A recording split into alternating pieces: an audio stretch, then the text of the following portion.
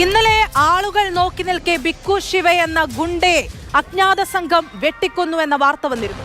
ബംഗളൂരുവിൽ MLA പ്രതിയായ കൊലപാതക കേസിൽ 5 പേർ പിടിയിലായി. ഈ കൊലപാതകത്തിൽ നേരിട്ട് പങ്കെടുത്ത ഗുണ്ടകളാണ് പിടിയിലായത്. സംഭവത്തിൽ MLAക്ക് ചോദ്യം ചെയ്യലിന് ഹാജരാകാൻ പോലീസ് നോട്ടീസ് നൽകിയിട്ടുണ്ട്.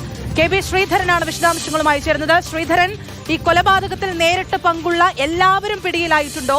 ഈ MLA ഭൈരതി ബസവരാജിന് ഇതിലെന്താണ് പങ്ക്? അനശ്വര, ഇന്ന് ഉച്ചയ്ക്ക് ശേഷമാണ് ഈ കേസിൽ, അതായത് ബിക്കു ശിവ എന്ന ശിവകുമാറിനെ വെട്ടിക്കൊലപ്പെടുത്തിയ 5 പ്രതികൾ ബൈക്കിലെത്തിയ സംഘം ഇന്നലെ വെട്ടിക്കൊലപ്പെടുത്തിയെന്നായിരുന്നു പോലീസിന് ലഭിച്ച വിവരം. അതിന്റെ CCTV ദൃശ്യങ്ങൾ ഉൾപ്പെടെ പുറത്തു വരികയും ചെയ്തിരുന്നു.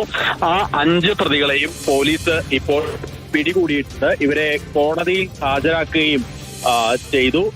അതിൽ ഇവർ ആളുകളെല്ലാം തന്നെ, അതായത് കിരൺ, വിമൽ, പ്രദീപ്, മദൻ, സാമുവൽ, ഇവർക്കെല്ലാം തന്നെ ഈ ഭൈരതി ബസവരാജിന്റെ അനുയായിയായിട്ടുള്ള ജഗദീഷുമായി ബന്ധമുണ്ട് എന്നാണ് പോലീസ് കരുതുന്നത്. ഏതായാലും ഈ കേസിൽ MLAയുടെ പങ്ക് എന്നുള്ളത് ഭൂമാഫിയുമായി ബന്ധപ്പെട്ട ചില തർക്കങ്ങൾ ശിവകുമാറും MLAയും തമ്മിൽ ഉണ്ടായിരുന്നതായിട്ട് കുടുംബാംഗങ്ങൾ മൊഴി നൽകുകയും ചെയ്തിരുന്നു. ഇതിന്റെ അടിസ്ഥാനത്തിലാണ് MLAയെ 5-ാം പ്രതിയാക്കി പോലീസ് കേസെടുത്തത്.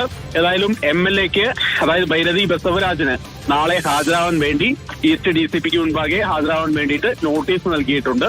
ഇക്കാര്യത്തിൽ MLAയുടെ ഒരു പ്രതികരണം ഇതുവരെ വന്നിട്ടുമില്ല. ഏതായാലും മുൻകൂർ ജാമ്യം ഉൾപ്പെടെയുള്ള നടപടികളുമായി ഭൈരതി ബസവരാജ് മുന്നോട്ട് പോകും എന്നാണ് മനസ്സിലാക്കുന്നത്. ശരി, KB ശ്രീധരനാണ് ഈ കൊലപാതക വാർത്തയുമായി ബന്ധപ്പെട്ട വിശദാംശങ്ങൾ നൽകിയത്. 5 കൊലയാളികൾ പോലീസിന്റെ കസ്റ്റഡിയിലുണ്ട്. MLAക്ക് ഹാജരാകാൻ നോട്ടീസ് നൽകിയിട്ടുണ്ട്. വരും ദിവസങ്ങളിൽ ഈ വാർത്തയുമായി ബന്ധപ്പെട്ട കൂടുതൽ വിശദാംശങ്ങൾ, എന്താണ് സംഭവിച്ചത് എന്നുള്ള ദുരൂഹതകളെല്ലാം മറനീക്കി പുറത്തുവരും.